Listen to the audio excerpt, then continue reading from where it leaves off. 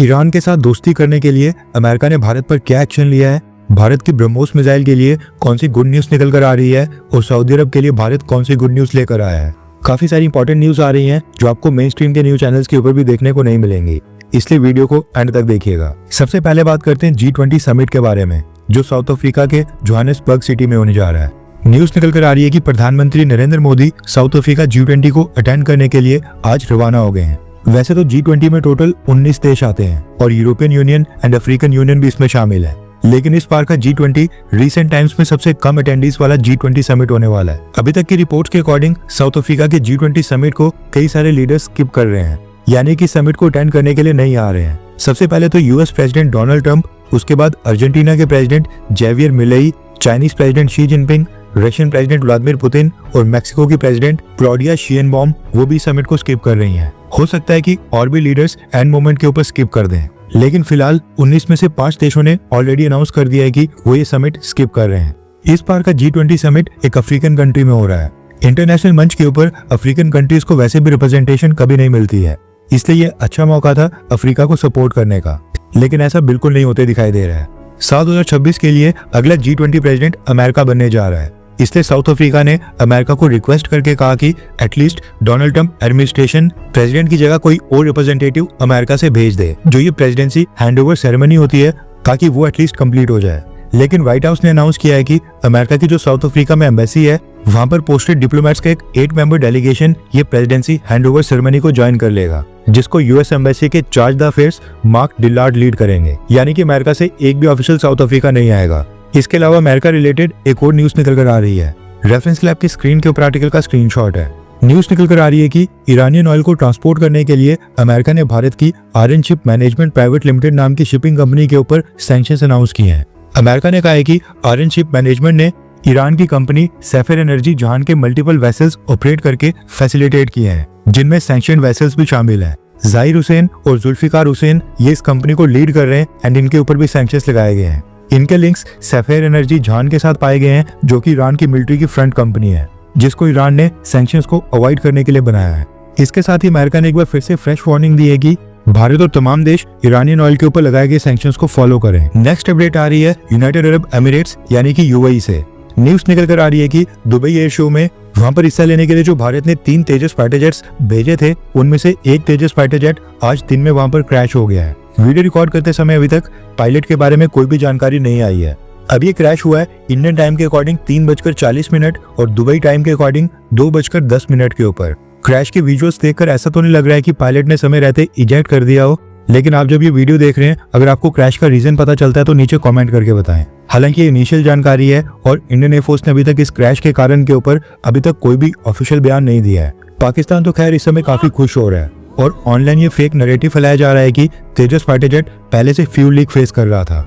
वैसे आपकी जानकारी के लिए बता दूं कि तेजस फाइटर जेट की पहली फ्लाइट साल 2001 में कंडक्ट की गई थी और साल 2015 में ये इंडियन एयरफोर्स के बेड़े में शामिल कर दिया गया था। तब से अभी तक केवल 2 तेजस फाइटर जेट ही क्रैश हुए हैं। एक तेजस फाइटर जेट पिछले साल 2024 में मार्च महीने में जैसलमेर में क्रैश हुआ था और ये सेकंड आज दुबई एयर शो में क्रैश हुआ है। इंडियन एयरफोर्स ने कोर्ट ऑफ इंक्वायरी के आदेश दे दिए हैं और पता लगाने की कोशिश की जा रही है कि इस क्रैश का एग्जैक्ट कारण क्या है। तेजस भारत के लिए बहुत ही इंपॉर्टेंट फाइटर जेट है, क्योंकि भारत इसको न सिर्फ इंडियन एयरफोर्स के लिए बल्कि दूसरी कंट्रीज को बेचने के लिए भी काफी एफर्ट्स कर रहा है। नेक्स्ट अपडेट आ रही है भारत और इजराइल को लेकर। रेफरेंस के लिए आपके स्क्रीन के ऊपर आर्टिकल का स्क्रीनशॉट है। जैसा कि हमने आपको बताया था कि भारत के minister of commerce and industry Piyush Goyal sir 3 दिन की इजराइल की विजिट के ऊपर गए हैं। अब वहां से भी एक मेजर डेवलपमेंट सामने आ रही है। न्यूज आ रही है कि भारत और इजराइल ने भी आपस में फ्री ट्रेड एग्रीमेंट साइन करने की नेगोशिएशंस लॉन्च कर दी हैं। पीयूष गोयल सर ने इजराइल के ट्रेड मिनिस्टर नीर बरकात के साथ terms of reference document sign करके भारत और इजराइल के बीच फ्री ट्रेड एग्रीमेंट की नेगोशिएशंस को ऑफिशियली यानी कि आधिकारिक तौर के ऊपर स्टार्ट कर दिया है। जल्दी दोनों देशों के ट्रेड रिप्रेजेंटेटिव्स की पहली मीटिंग होगी, जिसके लिए डेट फाइनलाइज की जा रही है। एक मीटिंग भारत में होगी, जिसके लिए इजराइल के ट्रेड डेलीगेशन की टीम भारत आएगी। फिर अगली मीटिंग इजराइल के अंदर होगी, जिसके लिए भारत के डेलीगेशन की टीम इजराइल जाएगी। नेक्स्ट अपडेट आ रही है भारत और इंडोनेशिया को लेकर। रिसेंटली भारत के डिफेंस मिनिस्टर राजनाथ सिंह जी ने जानकारी दी थी कि इंडोनेशिया ने भारत से ब्रह्मोस मिसाइल परचेज करने की रिक्वेस्ट की है और अब न्यूज निकल कर आ रही है कि इंडोनेशिया के डिफेंस मिनिस्टर साफरी शमसुद्दीन नवंबर के लास्ट वीक में भारत की विजिट के ऊपर आ रहे हैं और ब्रह्मोस डील के ऊपर कोई बात बन सकती है। इंडोनेशिया के डिफेंस मिनिस्टर 26 से 28 नवंबर तक भारत में रहेंगे और इस दौरान भारत के रक्षा मंत्री राजनाथ सिंह के साथ मीटिंग करेंगे और ब्रह्मोस मिसाइल्स और भी वेपन्स के डील के ऊपर डिस्कशंस की जाएंगी। नेक्स्ट अपडेट आ रही है रशियन ऑयल को लेकर। रेफरेंस के लिए आपकी स्क्रीन के ऊपर आर्टिकल का स्क्रीनशॉट है। न्यूज निकल कर आ रही है कि 21 नवंबर की डेडलाइन को मीट करते हुए रिलायंस इंडस्ट्रीज ने रशियन ऑयल परचेज करना पूरी तरह से बंद कर दिया है। कंपनी ने अनाउंस किया है कि 1 दिसंबर के बाद रिलायंस इंडस्ट्रीज की रिफाइनरी से जो भी एक्सपोर्ट्स किए जाएंगे, जो भी फ्यूल फॉरेन कंट्रीज की मार्केट में एक्सपोर्ट होगा, 1 दिसंबर के बाद वो सब नॉन रशियन ऑयल से होगा। रिसेंटली अमेरिका और उससे पहले यूरोपियन यूनियन ने भी रशियन ऑयल के ऊपर सैंक्शंस अनाउंस किए थे और 21 नवंबर की डेडलाइन रखी गई थी। इसलिए रिलायंस इंडस्ट्रीज ने 20 नवंबर से ट्रांजिशन करके आज 21 नवंबर को डेडलाइन पूरी तरह से मीट कर दी है और कंपनी के स्पोक्स पर्सन ने जानकारी भी दे दी है। रिपोर्ट्स निकल कर आ रही हैं कि रिलायंस इंडस्ट्रीज रशियन ऑयल को सऊदी अरब के ऑयल से रिप्लेस करने वाली है, यानी कि भारत के इंपोर्ट्स के अंदर सऊदी अरब का ऑयल बढ़ने वाला है। सऊदी अरब की परसेंटेज बढ़ जाएगी। हालांकि अगले महीने क्लियर होगा कि रशिया की जगह भारत कौन से देश से क्रूड ऑयल परचेज करता है। नेक्स्ट अपडेट आ रही है मिस यूनिवर्स 2025 कॉन्टेस्ट को लेकर। न्यूज आ रही है कि मैक्सिको की फातिमा बॉश ने इस साल का मिस यूनिवर्स 2025 टाइटल जीत लिया है। भारत को रिप्रेजेंट कर रही थी मानिका विश्वकर्मा, जो टॉप 30 तक पहुंची थी, लेकिन उसके अगले राउंड में जहां पर टॉप 12 कंटेस्टेंट चुने जाने थे, उस राउंड में मानिका विश्वकर्मा बाहर हो गई थी। इस बार का मिस यूनिवर्स कॉन्टेस्ट थाईलैंड ने होस्ट किया था। नेक्स्ट अपडेट आ रही है भारत और अफगानिस्तान को लेकर। जैसा कि हमने आपको बताया था कि अफगानिस्तान के industry and commerce minister Alhaj Nooruddin Azizi Bharat की 5 दिन की यात्रा के ऊपर आए हैं और दोनों देशों के बीच कोई बड़ी अनाउंसमेंट हो सकती है। सबसे पहले तो भारत एंड अफगानिस्तान के बीच जो कार्गो फ्लाइट सर्विस है, उसके लिए 2 रूट्स दोनों देशों ने आपस में फाइनलाइज करके अनाउंस कर दिए हैं। अफगानिस्तान और भारत के बीच डायरेक्ट कार्गो फ्लाइट्स 2 रूट्स के ऊपर चलेंगी, एक दिल्ली और काबुल के बीच और दूसरी अमृतसर और काबुल के बीच। इसके साथ ही दोनों देशों ने अनाउंस किया है कि अफगानिस्तान और भारत दोनों मिलकर एक जॉइंट चैम्बर ऑफ कॉमर्स की शुरुआत करेंगे, जो बायलैटरल ट्रेड को फैसिलिटेट करेगा। इसके साथ ही अनाउंस किया गया है कि दोनों देश अब एक दूसरे देश के लिए कमर्शियल अटैचेज की अपॉइंटमेंट करेंगे। भारत से एक कमर्शियल अटैचे काबुल में स्थित इंडियन एम्बेसी के अंदर वहां पर अपॉइंट किया जाएगा और अफगानिस्तान से कमर्शियल अटैचेज दिल्ली में जो अफगानिस्तान की एम्बेसी है वहां पर अपॉइंट करने के लिए भेजा जाएगा, ताकि दोनों देशों के बीच ट्रेड को इंक्रीज करने के लिए सीरियस लेवल के ऊपर काम किया जाए। अफगानिस्तान के ट्रेड मिनिस्टर ने भारत की कंपनीज को अफगानिस्तान में इन्वेस्टमेंट करने के लिए भी इन्वाइट किया है और कहा है कि अफगानिस्तान गवर्नमेंट इन्वेस्टमेंट को फैसिलिटेट करने में पूरी तरह से मदद करेगी। इसके साथ ही अफगानिस्तान के ट्रेड मिनिस्टर ने अफगानिस्तान के हिंदू और सिख लोगों को जो भारत में शरण लेने के लिए आए थे, उनको अपने देश वापस अफगानिस्तान में बुलाया है एंड अफगानिस्तान को रीबिल्ड करने में मदद करने के लिए कहा है और कहा है कि वो उनको फुल सिक्योरिटी प्रोवाइड करेंगे। इसके साथ ही अफगानिस्तान के ट्रेड मिनिस्टर ने आज भारत में रहते हुए अमेरिका के ऊपर भी कमेंट किया है।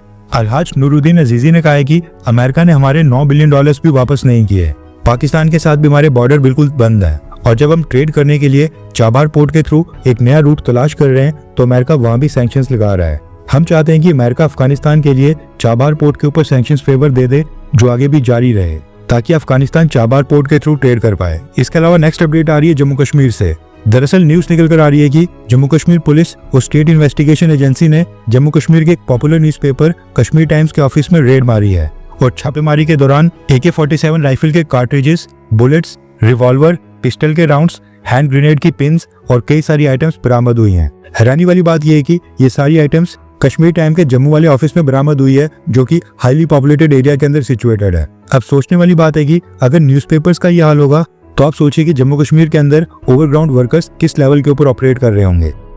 हर 24 घंटे के अंदर जियोपॉलिटिक्स में बड़े फेरबदलाव और उलटफेर हो रहे हैं और भारत के लिए नए चैलेंजेस आ रहे हैं। कोई देश अपने फैसले से पलट रहा है तो कोई देश ब्लैकमेलिंग के ऊपर उतर आया है। सभी देश एक दूसरे को नीचे लगाने की कोशिश कर रहे हैं। इन सब के बीच हमारा भारत किसी भी देश से पीछे न रह जाए, इसके लिए मोदी सरकार लगातार कोशिशें कर रही है एंड भारत की foreign policy, defence news, economy और ग्लोबल अफेयर्स का सही एनालिसिस हमारे चैनल इंडियन अफेयर्स का मिशन है और ये मिशन आपके सपोर्ट के बिना अधूरा है। इंडियन अफेयर्स हिंदी के ऊपर हम सभी फैक्ट्स और डेटा बिल्कुल सरल भाषा में एनालाइज करते हैं, बिना किसी एजेंडा के। अगर आप चाहते हैं कि इंडियन अफेयर्स का सही और ऑथेंटिक एनालिसिस आप तक लगातार पहुंचे तो इस वीडियो को लाइक करें और हमारे चैनल इंडियन अफेयर्स को सब्सक्राइब करके बेल नोटिफिकेशन ऑन करना मत भूलिए। आपका एक लाइक हमारे चैनल को ग्रो करने में काफी मदद करेगा और एक सब्सक्राइब ये सुनिश्चित करेगा कि आप किसी भी इंपॉर्टेंट अपडेट को मिस ना करें। अगर आपने हमारे चैनल को पहले से सब्सक्राइब किया है तो दिल से धन्यवाद। जय हिंद, वंदे मातरम।